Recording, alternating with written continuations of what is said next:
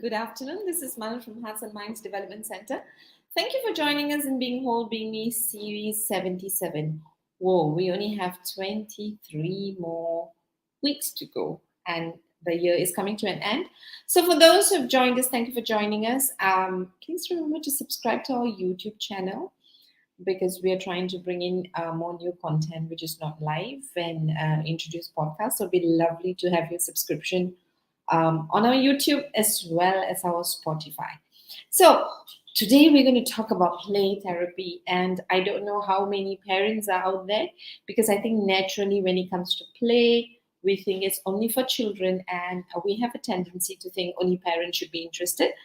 But today we are very privileged to have Nur Shakila.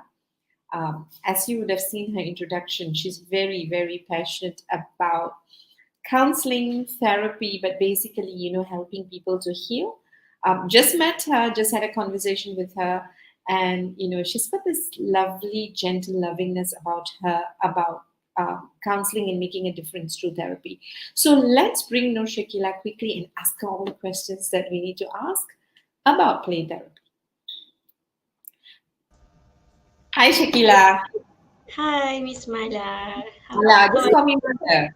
Do I call you Shakila or Shakila? Shakila also fine. Okay, nice. You saw your introduction, right? So you've always been interested in counseling, right? What got you interested in counseling, Shakila? She's frozen.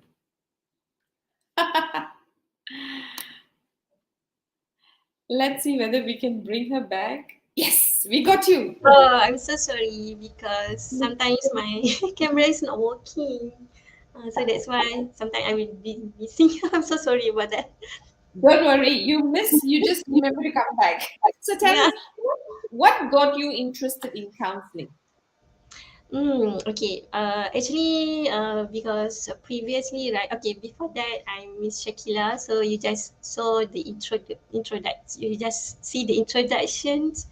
I feel I really love looking at the videos that has been prepared by Mala and the teams. Okay, so talking about um, um, how actually I fall in love with counseling field because of the first is previously actually my degree was in psychology, industrial and organizational psychology. So during that time, I have struggled in getting a suitable jobs and everything. And then I feel like, and then when I was working as a school counselor during that time at um, one of the private college, and then I feel like I couldn't help the students enough. I couldn't provide guidance and proper guidance lah, because I do not have specific skills in counseling yet during that time. So I further my study in counseling, in guidance and counseling at Faculty of Educations at UKM 2013 lah. And then the interest started become grow and grow, and then be and more specified already in child counseling, and also of course lah play therapy. So I started everything about counseling during my master studies in 2013. Nice. You know, Shakila, first is I love this beautiful smile. And I know I love the way you say you fell in love with counseling, But what was interesting to me is that you said that you felt frustrated about not being able to guide. Okay. Yes. So Mm-mm. tell me a little bit when you say, why did you think it was your job to guide? Um, because during that time lah, because based on the experience, right, students keep coming searching for me, and then they keep sharing their problems and their issues regarding their academics, personal problems and everything. So I feel like how because I feel like that people who comes to me, when they reach out to me, means that they are trusting me. They are Oh, they are they are believing that I can help them. But for me myself, I feel like, oh, how I can help them actually, because I do not have that counseling skills yet during that time, that made me feel frustrated. And then I just talking without giving any therapeutic process, and I do not know whether my conversations during that time helping that people or not. nice. So I feel bad like during based on the experience too. I feel bad for them lah. I think I should Nice. do better. I do believe that I have that belief actually. And then I start searching what can I do. I start talking to the experts, my lecturer and everything, asking for their suggestion during that time. What should I do? And then they advise me, Shakila, you can further study in counseling field. So that you can learn more about helping professions, specific skills in counseling that we can use, the theoretical parts and everything. So yeah, it started from that lah. Nice, nice. I can't wait to meet you in person. Don't you get tired of listening to people getting stuck? Sorry, Or do come you again? ever get tired? Letih tak? You listen and listen and listen to Mm. people. Okay? Like, do you Mm. ever feel tired? To be honest, as a human being, I can't deny that experience lah, feeling tired, exhausted, and everything. Because I'm a human, normal human being. I have that feelings, emotions, and everything. Sometimes I do feel overwhelmed with the heavy cases like sexual abuse cases and everything. But in counseling, actually, we do have ways on how we can express ourselves, even though we are a counselor, even though we actually know how to express, we know how to cope with our stress and everything. But in counseling, actually, it's very recommended for us to go and discuss, to share our experience with our colleagues and our counselors mate, I think, and our supervisors and everything, so that we can share without we break the confidentiality, but we are maintain our healthies, have our healthies and our well-being as a counselor as well lah. We cannot telling lies that we are not exhausted, we are not overwhelmed, or we are not feeling tired. No, I do believe all of us counselors have that experience. It's Nice, like nice. actually mm. Thank you, thank you. Gerald says hello, and he says you're so pure and honest. She is Gerald. Uh, she's a darling. She's a darling. So and Uh, you can see that your love for people coming through, your love and care for people coming through. So I want to just go back. I think what you've given us is very important to say that you love listening to people. You want to guide them. You want to make sure they heal, i.e., therapy, and that's mm-mm, why you wanted to make sure you learn the proper skills so that people heal, right? And mm-mm, at the same time, what you have also told us is that as a person who is listening, you also get overwhelmed, you also which is why it is very important in the cycle that whatever you're taking, you have a place to get it out. And I think this is important. I think a lot of us, this is mental health month. We as friends sometimes listen to our friends. We also need a safe space for us to express it out. We don't want to overwhelm. Of course, with counselors, you're doing that like a job, right? Like it's continuous, and the kind of response you get is a response. So I just wanted to, rephrase that. That it's normal when you care to be tired is normal, but what we need to do is we need to pick up ourselves, get it out of your system without hurting the confidentiality of the person with. Betul tak? Yes, betul. Okay. Def- So let's understand one thing, kan, Shakila. Because you mm, said when you first started, you said, hey, people are coming to you with problems, people are mm, coming to you with pain, but you're not able to guide them, right? And you said you wanted to learn skills, therapeutic skills, or you want to learn therapy. So, what does generally can when we see people it's therapeutic, counseling is therapeutic, or today we're going to talk about play therapy, it's therapeutic. When we say therapeutic, what actually happens to the person when they experience therapy? Actually, when we are talking about therapeutic, right, it's a process. For me, therapeutic is a process. For example, like when people come to us with haywire in their minds and everything, but when they meet us, they can feel resolved, they can feel calm, and they being able to gain some insight at least, and then they know what to do with their Right. life. So that's a therapeutic already for me lah. So So, mm, sorry. So, will I be correct in saying that anything, either formal therapy or informal therapy, right? Formal is when we actually meet someone who's licensed like you, either through counseling or different therapy. So whenever we feel that, I have issues in my head and I'm a bit tangled, a bit confused, a bit overwhelmed, I tak tahu jalan, that means I don't know where to go, then whatever I do that helps me clear what's in my head, right? Helps me to resolve and find answers is actually therapeutic. Yeah. But of yeah, course we when and we do that regularly, right? Sometimes because sometimes we have hobbies and hobbies are therapeutic. yes, Sometimes going out for lunch with friends and talking about it can be therapeutic also. But we're yeah, talking about a lot more things that when normal things don't work, then it's good for us to go and see someone who can help us find our light and our answers is what you're saying. Okay? yeah, betul. Yeah. That's Okay. correct. Huh? Very correct. Oh, thank you, thank you. So tell me now, right? Because we're going to talk specifically about children, but let's talk about it generally first, right? Mm, How do we look for signs that someone needs therapy first? I mean, mm. someone is feeling lost, someone is feeling, really anxious, no calmness in this, don't know how to move forward, right? How do we identify these signs in people generally?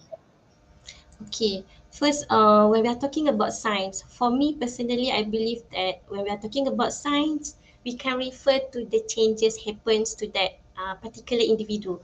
So, for when we're talking about children, okay, so there are certain changes that we can look into so that we can see whether these children or our kids especially needs help from the therapist or counselor or not.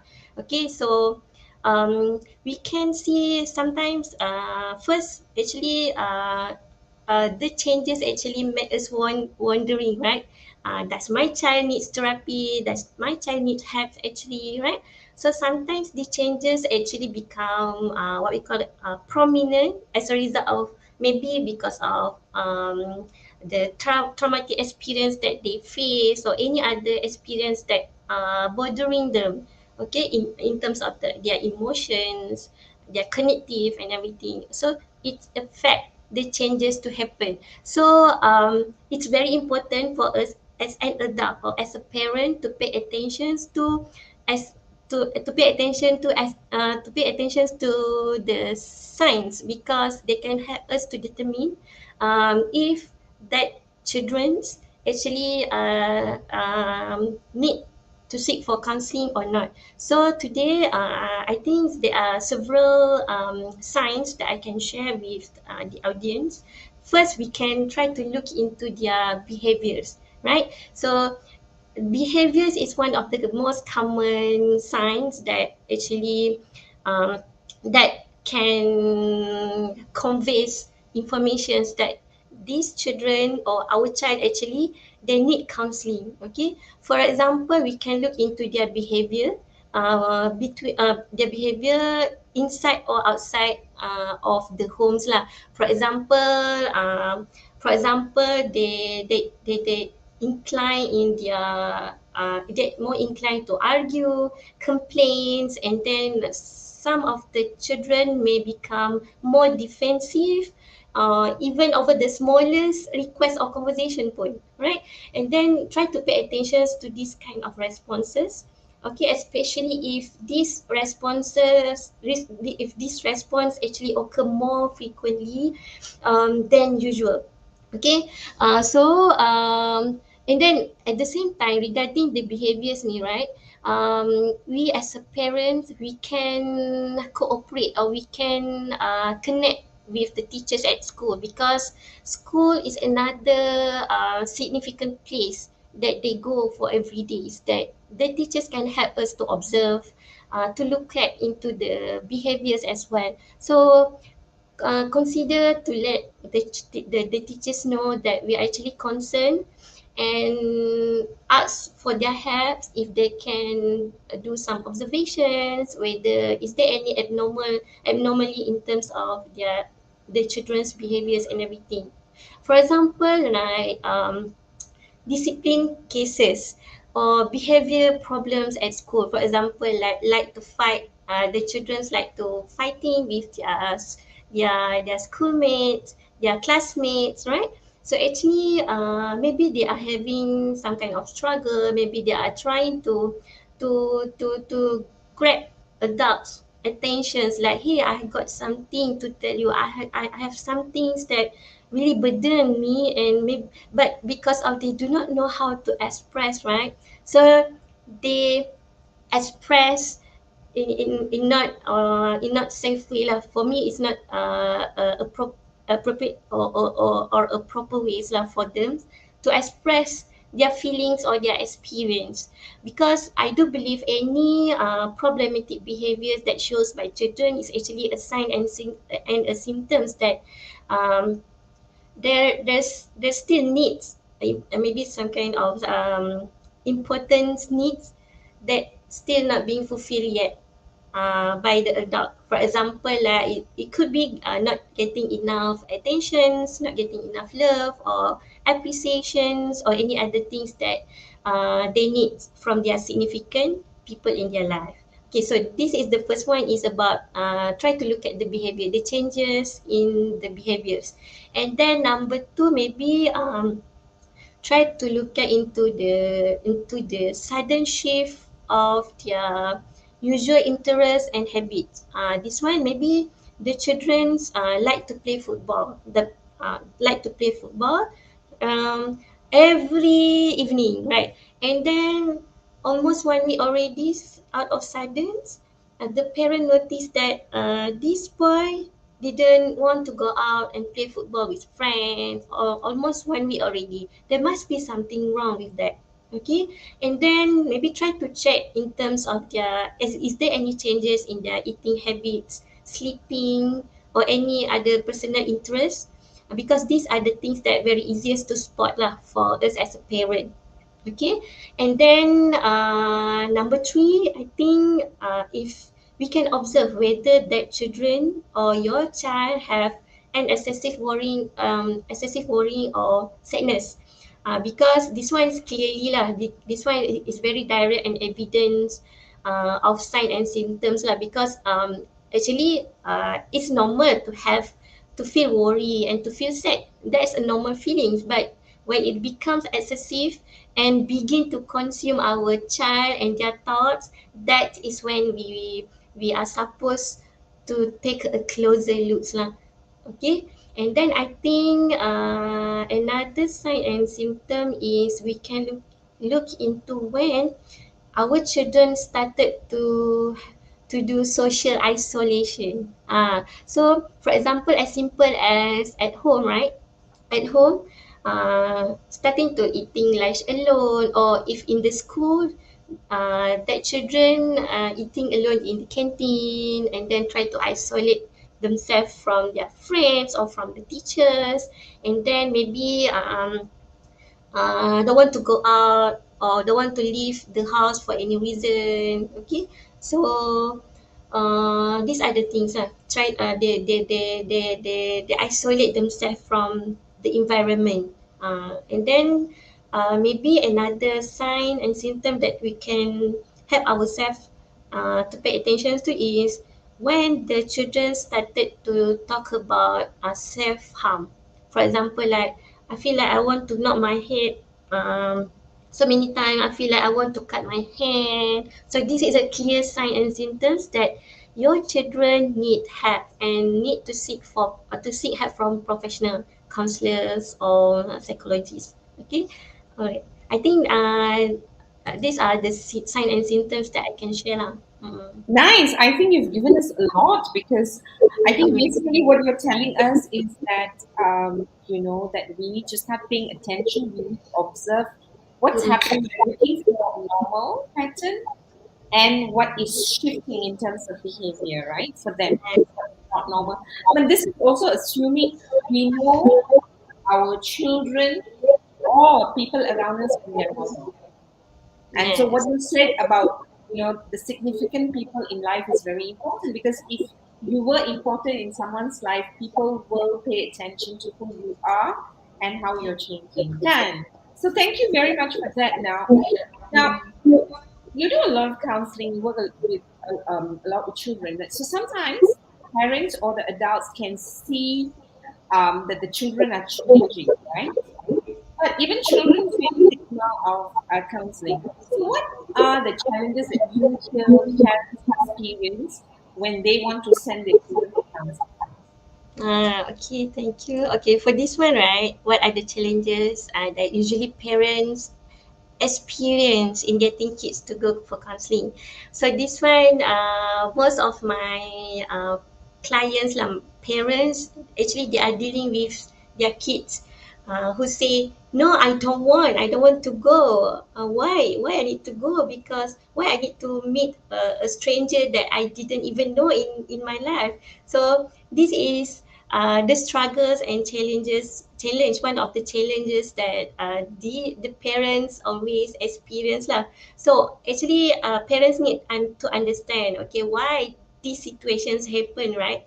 Why because these children because they resist, they want to go, right? So why this happen? Because of the children actually they did not yet understand the reason, the actual reason why they need to meet a stranger. Of course, a stranger means that that professional people lah, the counselors and maybe the psychologists, right? So they'll be wondering, they are having a big problem, what are the wrong things that they did and everything. And then so so when these situations happen, actually it is very important for the parent to play a role lah, to make the children understand why they need to meet and see the counselor or the therapist. Okay, but make sure parents explain at their level of language, and then make them feel safe to go to counseling. Do not simply drag them to counseling without considering their feelings and readiness. Okay, mostly adult people, right?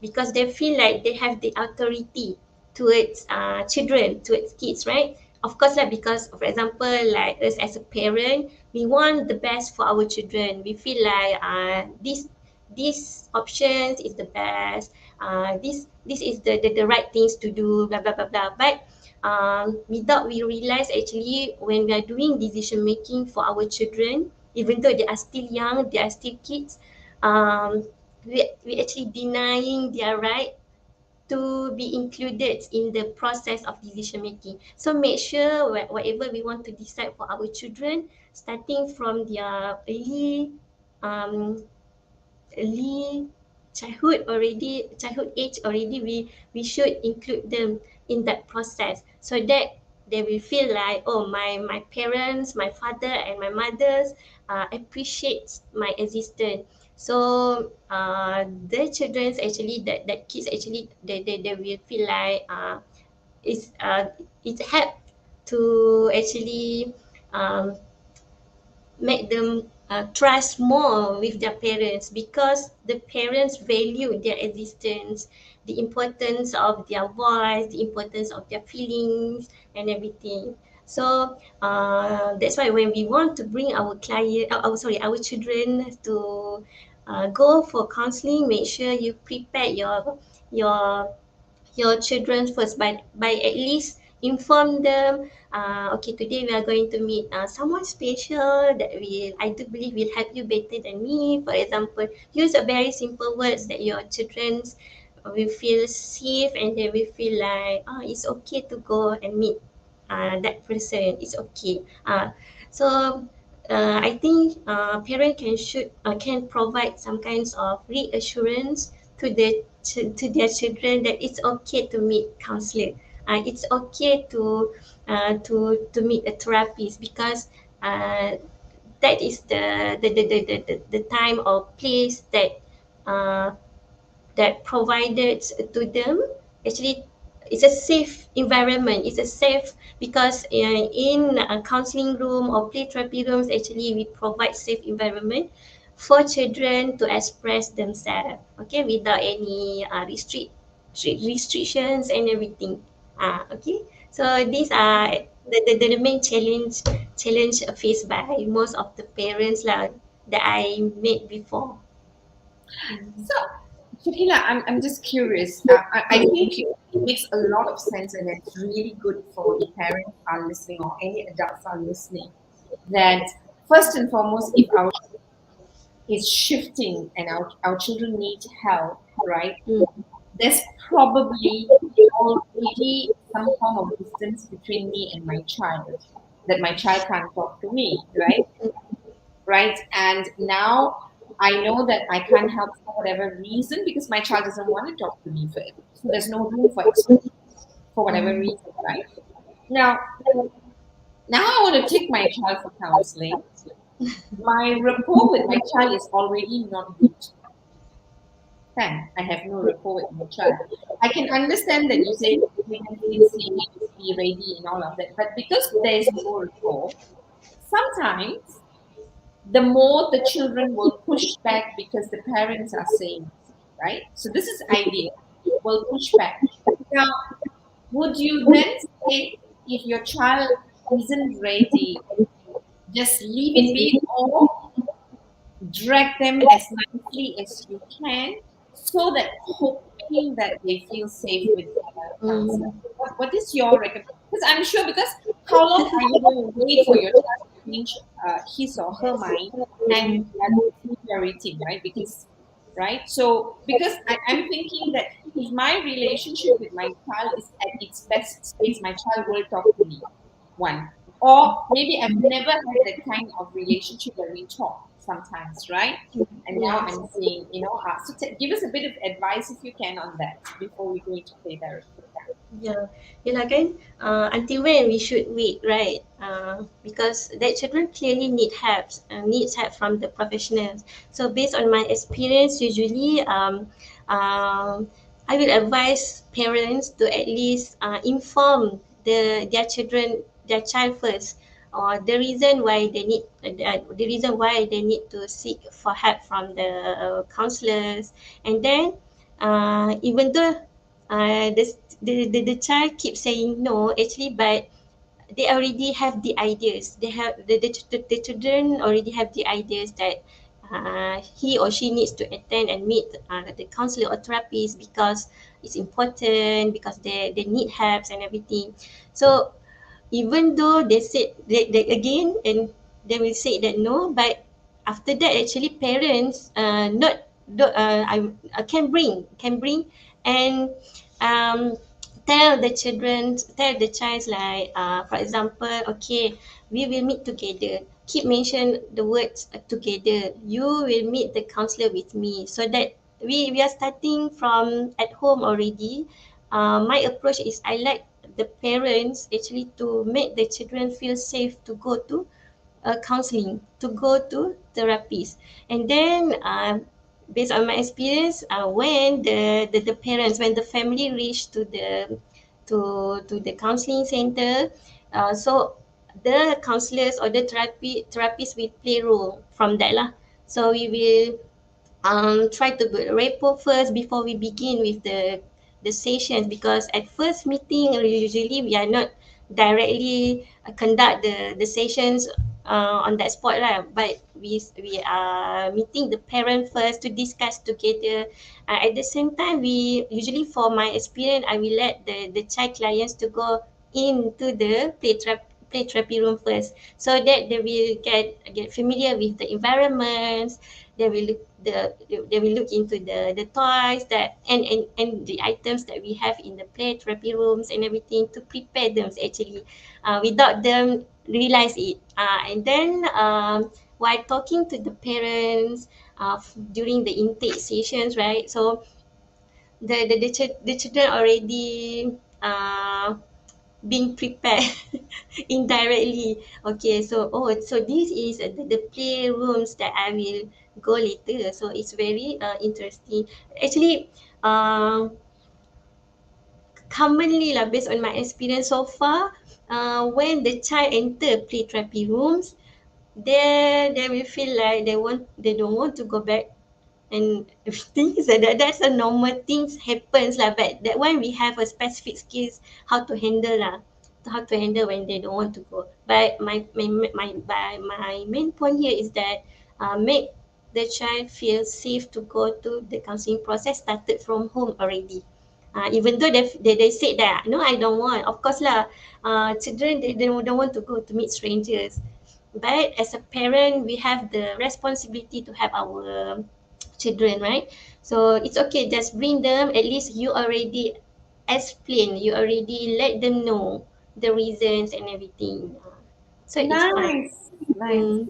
I just love the way you're explaining because you're very thorough, and I love the way that you're giving context, because I think the thing that's coming out over and over again is that we need to make sure we respect our children, listen Yes. to them, Mm. and make them feel safe. Yeah. Yeah. So thank you for reiterating. So help us understand what is play therapy. So we've understood, the signs and symptoms, why when children, or how do we look out for signs and symptoms that our children need help to Mm. express what's going on in their inner world before they become too overwhelmed, and before it affects their affects them as a person, right? We've spoken about that. But tell us now, we specifically connected with you because you do play therapy. And for those who are listening, we are trying to arrange for a workshop with Nur Shakila for parents and for educators. So just check, keep in touch with us as we get the dates for you. So Shakila, Mm. introduce to us what is play therapy. Okay, so now we are entering into the most important part today. It's about play therapy. Okay, like this. Play therapy is to children what counseling is to adult, because in counseling, no, conventional counseling, right, we use talk therapy with adult. We are talking, counselor asking questions, as doing exploration, all using verbal, right? But for children, but for in play therapy sessions, we utilize play, which is play we know, right? This is the children's natural mediums of expression. Okay, so play therapy actually conducted to help the children express their feelings more easily through toys instead of words. Maybe if you in play therapy, what I have learned actually, children, they feel not safe, they feel threatened when we are asking a lot of questions. That's why, based on my experience, when I conducted play therapy, that's why in our basic play therapy skill, we don't included questioning skills, because children, they really threatened. They will feel threatened when we are asking them so much. They don't feel comfortable with that.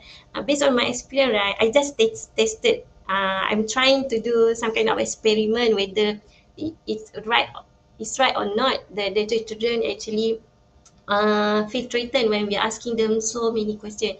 Actually, I based on that, actually I find out that yes, actually children do feel threatened when we asking them so many questions in the session. For example, like when they are playing with the toys and everything in the play therapy sessions, and then I'm asking them, oh, what is that? Who is that? Blah blah blah blah. I keep asking them question because I want to know the items, what are the meanings of the toys that they choose and everything, right? And then the children will just withdraw whatever they play during that time. They just searching for any other new play activities in the play therapy session. So we already, as a therapist, actually during that time, I already interrupt the stories that this child trying to convey or express. So basically in play therapy, we are using toys because based on one of the founder, based on the founder of, because my practice is I'm using child-centered play therapy. The founder is Dr. Gary Landrut. So based on Landrut, he says that toys are like the children's words and play is their language. So as our adult, we are using our vocabs to convey informations, to share our feelings, our experience and everything. But to children in play therapy, they use toys. So the in play therapy as well, we will be having a trained play therapists, where these therapists or this counselor we will use therapeutic powers of play actually to help clients prevent or resolve their psychosocial difficulties, and then we will help them to achieve optimal growth of development. So actually, when we're talking about toys, actually, in play therapy room, we are setting the room very conducive, very therapeutic and safe for the children to express themselves lah. So in the playroom, we already provide like categories of toys. For example, nurturing, aggressive, scary, fantasy, and creativity. So these categories of toys, remember toys are their words, right? So we prepare these categories of toys to make it easiest for the child to choose their words. Okay, so they do not have to think so much already, but all the words being prepared in the play therapy room. So regarding the interpretations, why we prepare all the categories, because the first is to make easy to make the to help, actually first to help the play therapist or the counselor to prepare the room as conducive as we can. And then regarding the interpretations, actually it all depends on the child client themselves lah, because only them know what they want to express, their experience, their stories and everything. Okay, so we do not simply interpret what they play, what are the symbolics and everything. It's all the interpretations is depending on the child itself. So in play therapy as well, actually, when the children is not when they are not yet labeling the items or the toys that they choose, we cannot simply say that, oh, that is a tiger, because tiger, it can be another things. They might symbolize that tiger, that item, as another thing, maybe their parents, maybe their friends, their teachers. So we don't want to interrupt their flow of stories too. Okay, so these are the basically what is play therapy lah. Uh, Wow, that was a lot. So tell me whether I understood this correctly, because I thought it was Amazing, the example you give. So what you're saying is that with play therapy, what we are doing is you're setting up the room for the children to have vocabulary to express what they may not know how to express as what's happening in their inner world. Yes, And so exactly. that was, yeah. So because as kids, they may not know exactly how to get it out. They know they're not feeling great, but they don't know why and how they got there. And now with play therapy, and because play is children's language, you are putting every all the resources to them so that they now tell what is the story inside their system, so that you can then understand the story and actually help them. Is that correct? Yes, very correct. Yes, that's what we do lah. Mm-mm. Nice. But you also did say something that was interesting. You said you don't. I don't know whether I heard you well. That children don't like to be questioned because in a typical talk therapy, there are a lot of questions that's being thrown to us so that we find our answers. But play therapy seems to be the opposite. So if you don't ask question, how do you get children to tell the story? I'm curious. Yeah, actually, that's why we need to attend the therapy training because in that training, actually, we teach about the five basic skills, five basic skills in play therapy that we are going to use to help the clients express themselves to the maximums lah, so that they can share what they experience. They can play it symbolically by using their metaphor and everything, and then we can process the therapy sessions using these five basic skills. The first one, for example, the first one is tracking. Dalam bahasa Melayu, we call it as penjejakan. And then we are doing limit setting skills. And then we do have returning responsibility skills. And then reflecting feeling. Reflecting feeling is fine to use because we are not asking any questions and everything. And then we tracking, and then reflecting feeling, and then returning responsibility, right? And then limit setting. So sometimes in the play therapy session, the childrens, they play aggressively until to the extent where it might cause harm to themselves or the therapist in that session. So we need to use this limit setting skill, for example. So in that limit setting skill, we have a specific method that we can use. For example, like we call as ACT. A is acknowledging the child feeling first. See, we still, even though they are doing something not appropriate in the play therapy sessions, but we are still acknowledging their feelings. Okay, for example, like one of my child clients, he actually feel really angry during that time, and then he wanted to throw these items to me. This one, if kena to our forehead and everything, is very painful. So what we can do, we use limit setting skill. Okay, A first acknowledge the feeling. Okay, all right. I know you are really angry at now. You seems very angry. But you protect yourself first lah, like this. Okay, and then communicate the limit. C is communicate the limit. What are the limits? Okay, but I'm not the place that you can express your anger feeling. And then you use T. T is give them alternative actions or alternative choices, like that they can do, as long as they can express their feelings too. Okay, for example, like maybe you can throw to that wall, or maybe you can throw to the floor. But for me, in my practice, I rarely ask my client, not ask, I really suggest my child clients to throw to the wall or to the floor, because there are some items that will bounce back that may cause danger to them. So usually in my play therapy room, I have blankets, I have soft toys. So I will ask my child clients to throw to that things or that items lah, so that it will not bounce back. Okay, and then we have another skills lah that one need to learn that need learn very specific lah, need to learn and practice so that we can understand better. Just now I just briefly share so that you have the ideas lah. So it's interesting, Shakila. What I'm learning is that when children are expressing Yeah, their what's going on for them, sometimes it can turn aggressive.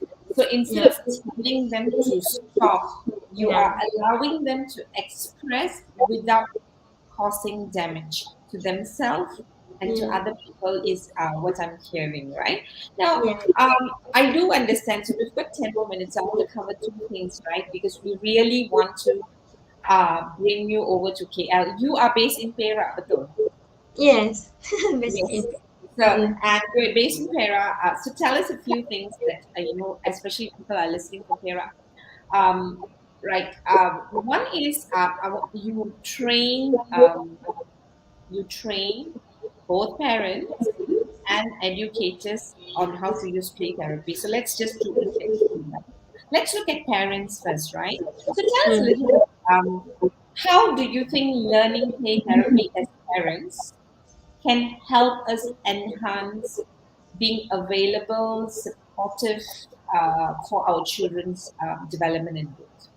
yeah, I really like these questions. I really like this question. Okay, parents, right, is a very significant role to children's. And then, of course, we want to do the best for our children, right? So, okay, in how play therapy training or workshop actually helpful for parents, actually helpful for parents to deal how to deal with children at home, because we cannot depending only or relying on only on the counselors or therapists during the session, but when the children's at home, they can parents can provide support, because play therapy actually normal play activities at home, um, they just play and they just express without having any persons or any professionals helping them to use the basic skills and everything, but uh, in play therapy session, in the session with the professional, of course lah, because that the persons that the counselors and therapists already been trained professionally, so we have the ideas that the parents should have these five basic skills as well to help the children at home, because the five basic skills really helpful actually for the parents to understand their children's better, how to respond better and everything. And then during our pre-therapy training, usually at first in the learning contents, we will teach about 10 basic tenets of children. So parents or adult need to understand the basic tenets about the children first in order for us to work better with them lah. Okay, the characteristic of the children's, their needs and everything, so we need to understand that first. So that's why when we are dealing with children, actually we should avoid our putting our judgment first. You memang dekil, you are very stubborn, tak dengar cakap and everything, right? For example, as simple as I think I would like to share one of my experience before during my internship at one of the primary schools. And then I got one client, what a boy. This boy was referred by the discipline teachers because this boy like to snap his friend's face in the class, and then like to punch them, simply punch, jalan-jalan tiba punch, just punch like that, keep doing that every day. So he was being referred to me during that time. And then of course, earlier in our sharing today, we are sharing about the sign and symptoms. So this is the sign and symptoms, the behavior, the aggressive behavior. So when doing the play therapy sessions during that time, I noticed that this child client keep punching the book bag and everything. a lot of aggressive play activities in the counseling session, but it's okay because it's a safe environment for him to express himself. And then throughout the play therapy sessions, and then of course need to add with the parent consultations as well lah. So I am being able was being able to meet with the mother only. The father is not coming, was not coming during that time. So I know that this child actually being physically abused by his father lah at home. So that's why he want to express his experience, but it's not in appropriate ways lah. But actually, in play therapy, this boy can express himself better in safe environment. It's okay to express in that play therapy sessions, but not to the outside lah. Uh,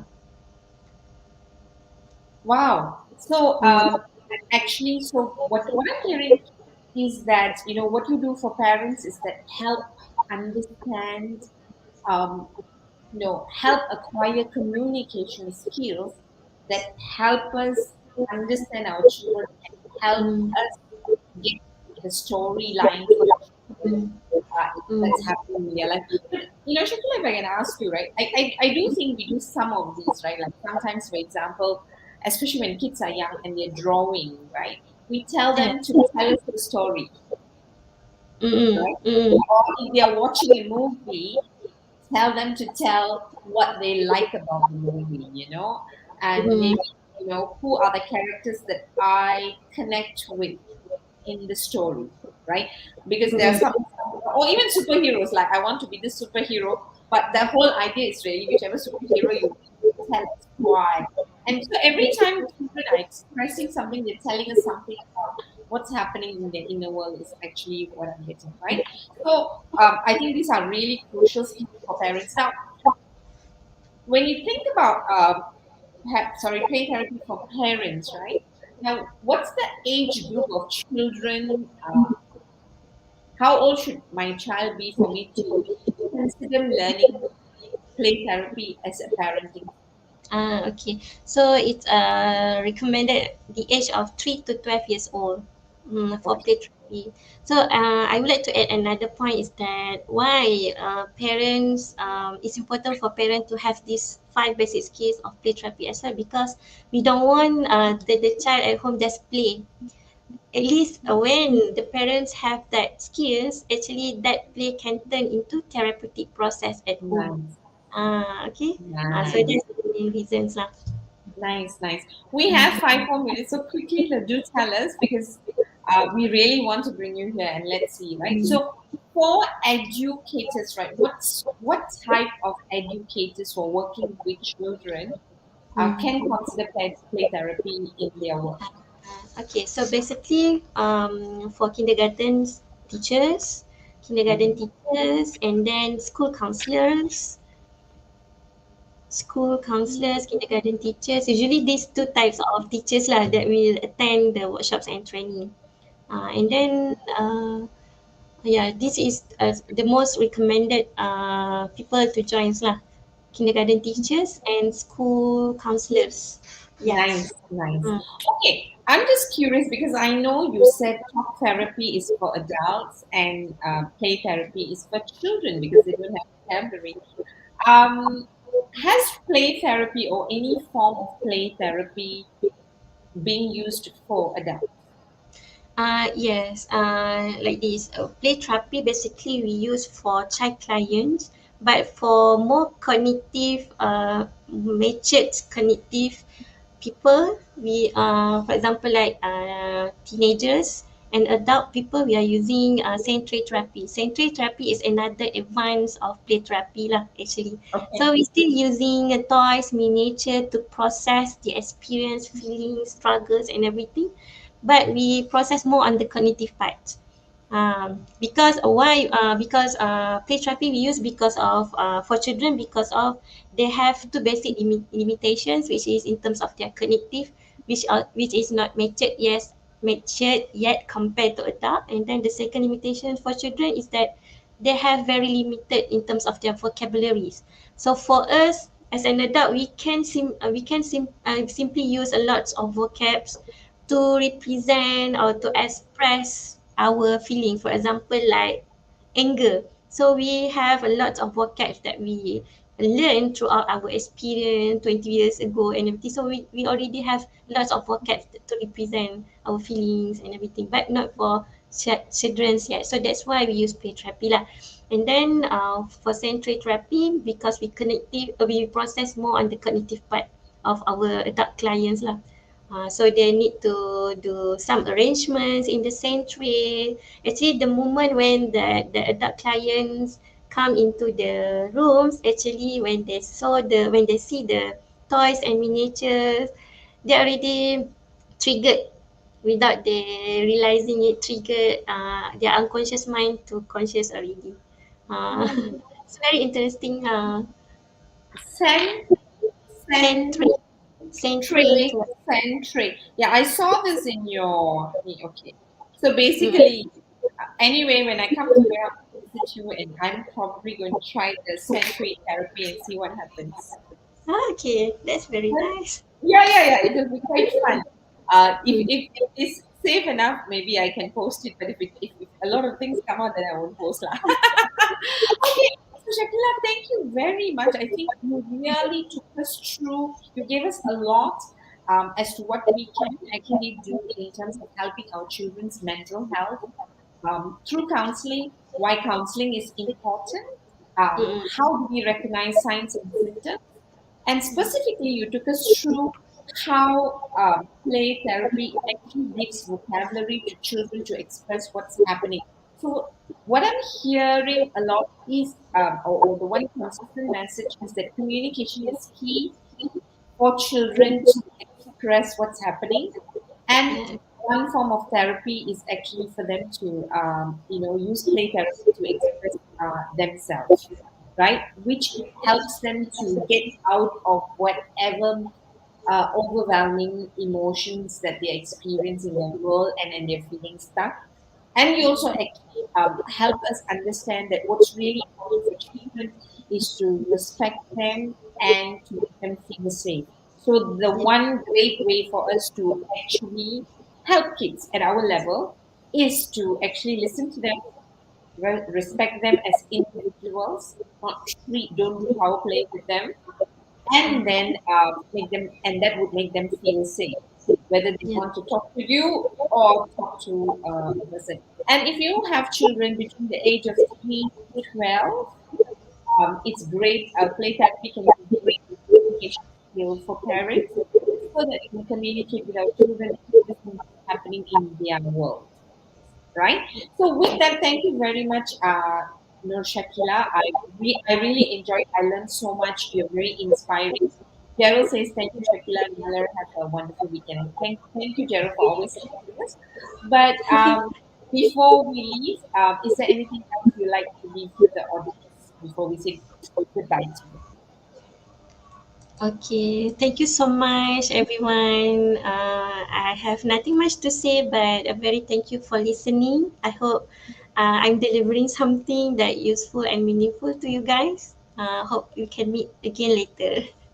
Yes, we will definitely meet. I will be in touch. But more importantly, we do hope that we can bring you to KL to do Mm. parenting workshops. I'm sure a lot of parents will benefit from it. Thank you very much. It was lovely meeting you. You're such an amazing soul. So we say bye to Shakila. As we say bye, I want to thank anyone who's joined us during this live session. It was a bit quiet, except for Desiree and Gerald, but there are some people at the background. So Desiree, I will be in touch with you because I'm sure you find Shakila really really interesting and inspiring. So with that, this is Muller signing off from Hearts and Minds Development Center, being whole, being me, series 77. Please remember to subscribe to our YouTube and Spotify. Till I meet you next week with another form of healing with another amazing individual that I know. Till then, bye. Stay safe.